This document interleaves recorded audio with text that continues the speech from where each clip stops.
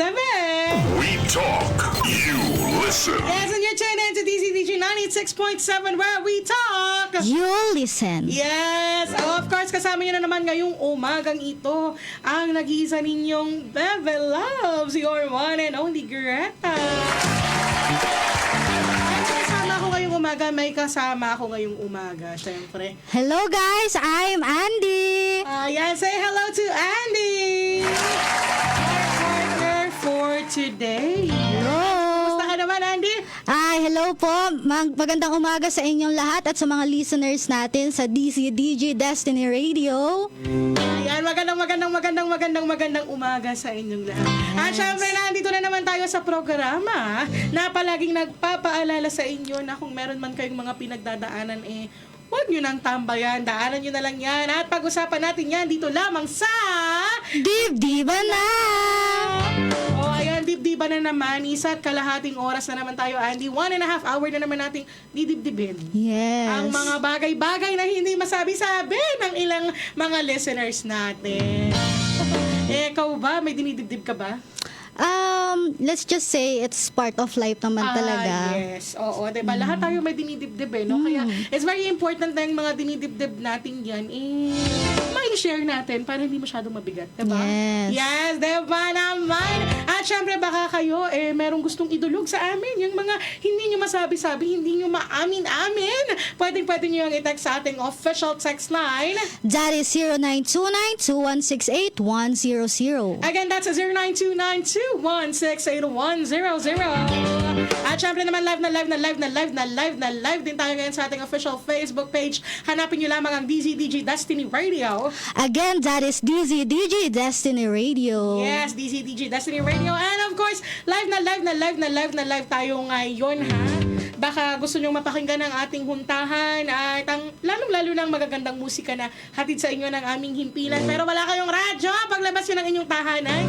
Pwede nyo kami pakinggan. Pupunta lamang kayo sa ating official website, www.dzdg967fm.com. Again, that is www.dzdg967fm.com. Yes, lahat yan available para sa inyong convenience. Kaya naman tutok na maghapon magdamag. Dito lamang yan sa DZDG 96.7. We talk, you listen. Ayan. So ano nga ba ang aabangan nila mamaya, Andy?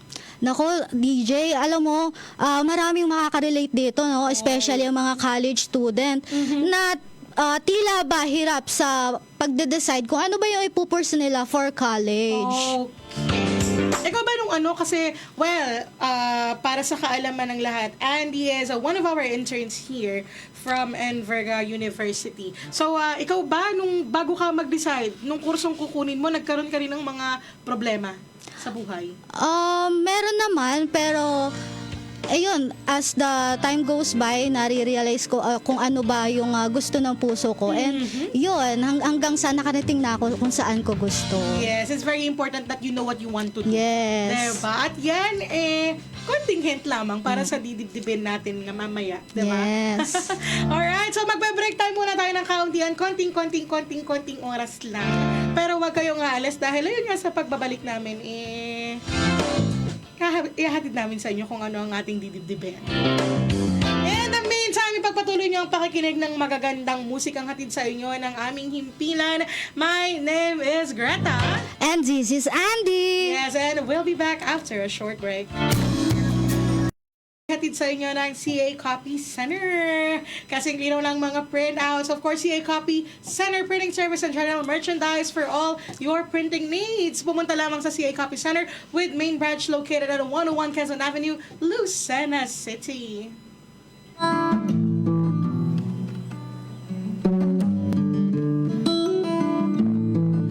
And of course, nagbabalik po ang programang Dibdiba na. Kasama nyo pa rin ang inyong one and only Bebe Loves, Greta. And Andy. Ayan, hello again to you, Andy. Ayan, yung narinig natin kanta kanina, ganda, no? Torn. Yeah. Ay, torn. Ano yung torn? Tunek. Diba? Kapag torn. Nalilito, something like that. Ikaw ba, have you ever been, alam mo yung, parang litong-lito sa mga choices mong kailangan gawin sa buhay? Palagi naman kasi tulad nung magde-decide nga ako sa college ko, 'di ba? Minsan parang hindi ko alam kung ano ba talaga yung pipiliin ko kasi minsan may mga factors naman na kailangan nating i-consider eh. So that's the time na medyo torn ako sa mga bagay-bagay. Yes, diba? Ang hirap mag-decide, napakahirap mag-decide, especially kapag ang desisyon o ang dalawang pagpipilian mo ay dalawang napakagandang bagay. Yes. Diba? Pero mas mahirap mag-decide kapag parang wala ka sa mood. Diba? Walang gana. Wala kang ganang pumili, wala kang ganang magdesisyon, wala kang ganang mag-isip. Yes. Diba? So, pag minsan mas mahirap magdesisyon kapag mga ganong bagay, Yes. diba? And speaking of which, ano nga ba yung alam mo, actually, that's something to do with what we're going to make dibdib. Make dibdib? Dibdib. Something to do with yung bagay na didibdibin natin sa mga oras na to. So, Andy, could you give them a gist of what we're going to tackle about today? Yes. At ngayon nga, ang dinidibdib ng ating letter sender ngayon ay si Mia. Ayan. So, ito yung kwento ni Mia.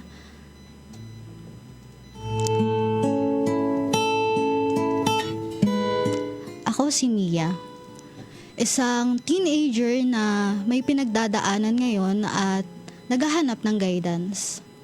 Kahit nasa high school pa lang ako ngayon, madalas akong makinig dito sa inyo dahil sa lola ko. Minsan, naisip ko bakit parang nawawala na yung dating saya ko sa buhay. Noon naman, masaya akong mag-drawing at sumulat ng mga kwento. Pero ngayon, parang hindi ko na alam kung saan ako lulugar. Nung isang araw, tinanong kami ng teacher namin kung ano raw ang pangarap namin pagdating sa college. Hindi ko alam kung paano sasagutin. Gusto ko naman maging masaya sa hinaharap pero natatakot ako na baka mawala ako sa tamang landas. DJ, gusto ko maging masaya kagaya ng dati pero paano ko gagawin yun? Paano ko maibabalik ang dating sigla at inspirasyon sa buhay ko? Ano ang mga hakbang na dapat kong gawin para makabalik sa pagtuklas ng sarili at pagtuklas ng mga pangarap ko? Nagmamahal, Mia. At yan nga po ang kwento ng ating letter sender na si Mia. At baka kayo merong gustong ipayo kay Mia o baka kayo mismo ay dumaan sa ganitong klaseng mga sitwasyon at meron kayong gustong ipayo, pwede kayong mag-text sa ating official text line. That's 09292168-100. And of course, pwede rin kayong mag-comment sa ating Facebook page. Hanapin nyo lamang ang aming official Facebook page. That is DZDG Destiny Radio. Yes, ayan. Pwede kayong mag-leave ng inyong mga comment dyan sa ating Facebook page at of course, text sa ating official text line. Ayan, so habang pinagmumuni-munihan natin ang dinidibdib nitong ating letter sender na si Mia, break time muna tayo ng kaunting minuto lamang. Pero huwag kayong aalas because we will be right back. My name is Greta. And this is Andy. Yes, huwag kayong aalas. We'll be right back after a short break. DZ.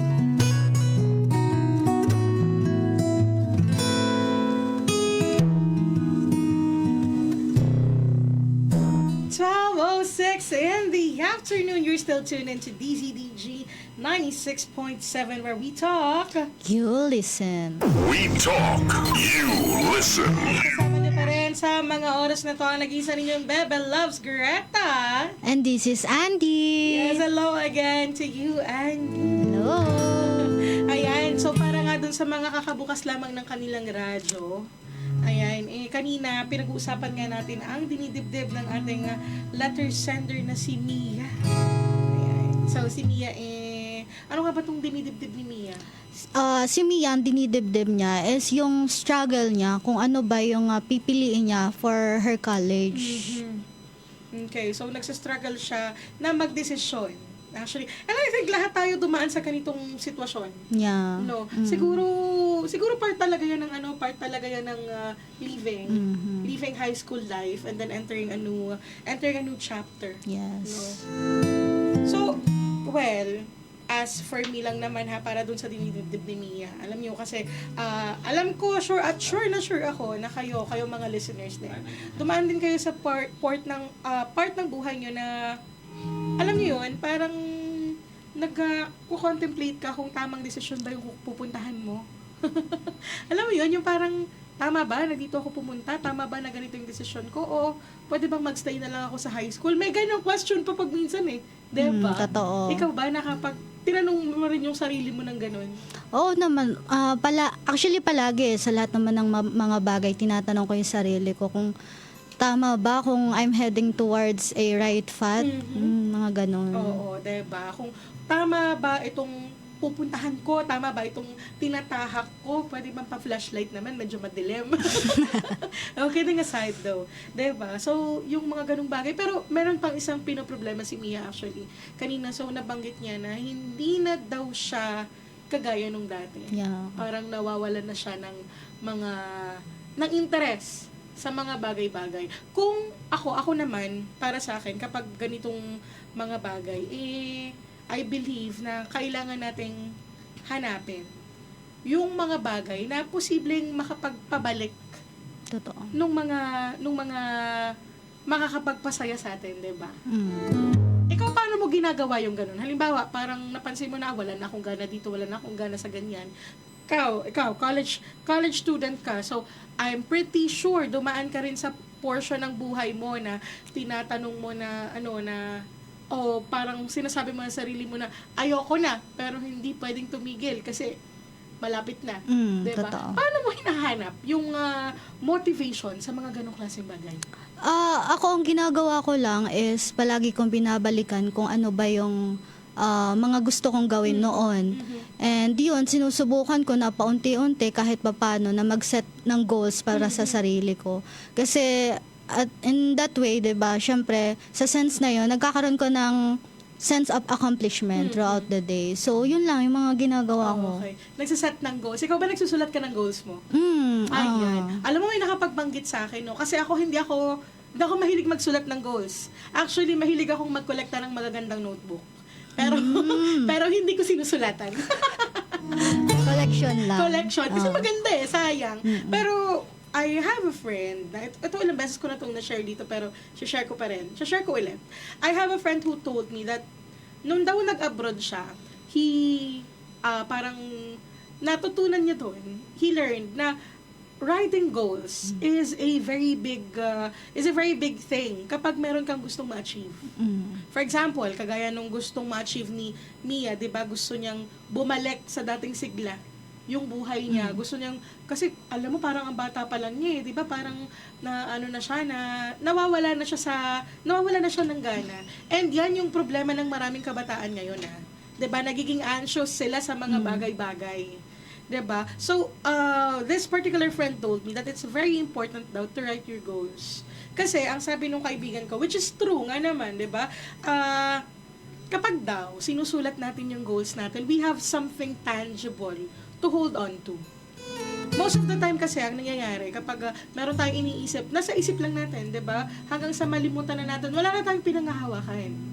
Pero kapag sinusulat natin yung goals natin, nilalagay natin sa notebook, nilalagay natin sa important piece of paper na yung iba nga dinidikit pa sa mga sa mga wall, 'di ba? Pansin mo yun? Sa mga gustong pumasa sa mga exams, diba? Yung iba dyan, nilalagay pa sa mga wall, and I will be this, I will be that. In such time, I will be a successful engineer, a successful teacher, a successful nurse, a successful doctor, diba? Yung iba ganyan. And it's very powerful. Kasi nga, lagi mo siyang nakikita. It's one way of manifesting. Yeah. Diba?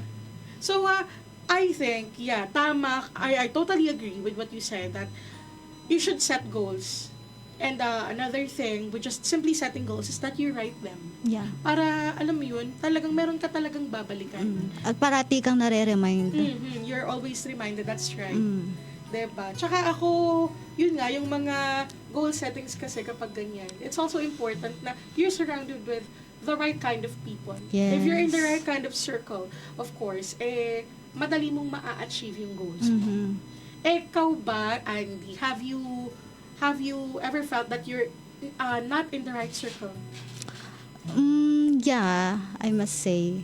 Kasi, during, syempre, hindi pa naman ganun ka-mature ng mga panahon na yun. Syempre, may mga ilan-ilan ako na nakakasalamuha na hindi naging magandang epekto sa akin.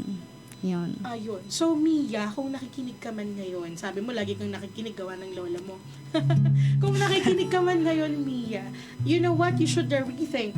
Alam mo, suriin mo yung mga tao sa paligid mo. I'm not saying na wag mo na silang kaibiganin, pero kumbaga, surround yourself with people Yes. na may magandang effect sa'yo. Diba? Totoo. Kapag kasi parang sandali, parang kapag kasama ko tong taong to, bakit parang, alam mo yun, iba yung nagiging impulsive ako o kaya nagiging mainitin yung ulo ko, nagiging irritable ako, 'di ba? So kung ganun yung nagiging effect sa ng isang tao, you should rethink Mhm. and you should assess yung mga values na nadadala sa ng mga tao in your circle. Totoo. Kasi pwede rin naman na halimbawa ganun napansin mo na yung circle of friends mo is not not very helpful or not very good with the personality that you want to be in the future. Pwedeng ikaw yung mag-share sa kanila ng positivity naman. Ikaw naman yung mag-bring up sa kanila ng positive change. Pero, if you're gonna find it very hard to do that, I think you should meet new people. Diba? Kasi of course, how old is Mia? Sabi niya, teenager siya. So, probably, mga below 18, mga 16, 17, gano'n, diba? Ganyan yung mga edad na maraming marami tayong tanong sa buhay. Yeah, totoo. Diba? Ako, nung ganyang edad ko, dami ko ring tanong Mga nonsense pa nga pag minsan Tapos tuwing gabi, isa-search mo sa Google, paano kaya ito? Oo, diba? Ganito yan yung mga edad na very curious tayo. Diba? Kaya siguro ngayon ang dami rin ng mga kabataan na madaling ma-depress, madaling magka-anxiety because yung mga questions nila most of the time hindi agad-agad nasasagot. Diba? Kaya ayun, it's a very good thing to set your goals with the right circle of people. Totoo. Diba? Ganun lang siya kasimple. Well, Yeah. it's not really very simple. It's not really the simplest thing to do. Yes. Pero if you're going to set your goals, I believe it's something doable naman. Yung achievable at that moment. Kasi minsan at the age natin parang ang laki-laki na agad ang pangarap pero hindi pa naman ganun kadali makuha. I think it's important na mag-set ka ng goals na achievable ngayon. Exactly. Kung ano yung kaya ng grasp mo, 'di ba? Of course, it's also important to grow, 'di ba? To grow your limits. Yeah. Pero don't go beyond limits. 'Di ba? So step by step lang din yung pag-achieve ng mga ganyang bagay. Yes. Pero alam mo, may nabanggit ka kanina, yung sabi mo yung pag minsan tayo, ang taas agad ng pangarap. I read an article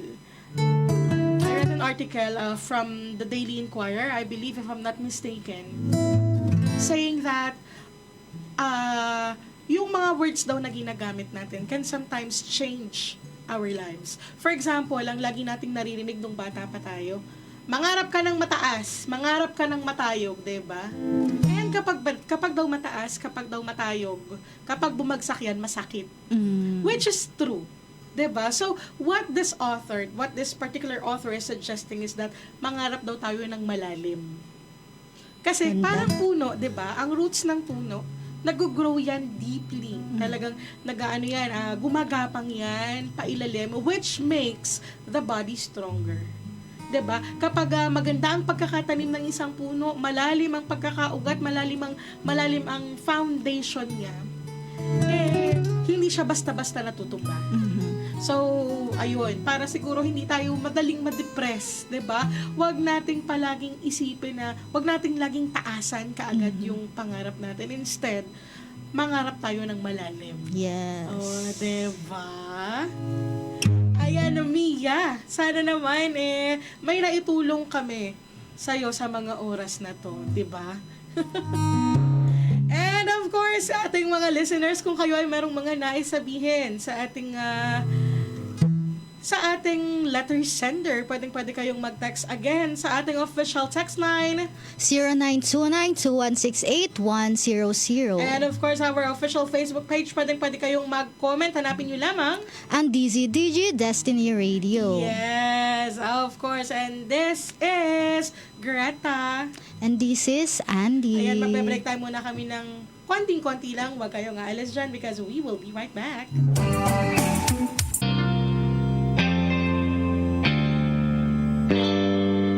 12:24 in the afternoon. You're still tuned in to DZDG 96.7 where we talk. You listen. We talk, you listen. At kasama niyo pa rin sa mga oras na to, your one and only Greta. This is Andy. Ayan. Ito pa rin sa programang Dibdiban na. Yes. At kaya nga Mia, ang dinidibdib mo noon ay gusto lang naman namin sabihin sa'yo na okay lang naman na hindi mo alam lahat ng sagot. Yan. So, basta subukan mo lang yung mga bagay na yung magpupush sa sarili mo at maghanap ka lang ng mga bagay na mga magbibigay na interest sa'yo. Yan. Basta alamin mo lang kung paano mo may improve yung sarili mo kasi yun lang naman ang mahalaga until ma-realize mo na kung ano talaga yung gusto mo. Tama, diba? Ang bata-bata mo pa, Mia, marami ka pang Yes. time. Pero tayo, wala na tayong time. Kailangan na natin magpaalam. Sige. At syempre sa mga listeners natin dyan, mga netizens, if kayo ay merong mga dinidibdib, wag po kayong mahihiyang mag-text o mag-send sa amin ng message sa aming official Facebook page. But for now, we'll have to say bye-bye. Bye everyone. Yes, this has been again your one and only Greta. And this is Para Andy. sa programang palaging nagpapaalala kung meron man kayong mga pinagdadaanan ay huwag nyo nang tambayan. Daanan nyo na lang yan. Pag-usapan natin yan. Dito lamang yan sa programang Dibdiban na. See you again tomorrow. Same time, same voice, same frequency on here on DZDG 96.7 where we talk. You listen. We talk, you listen.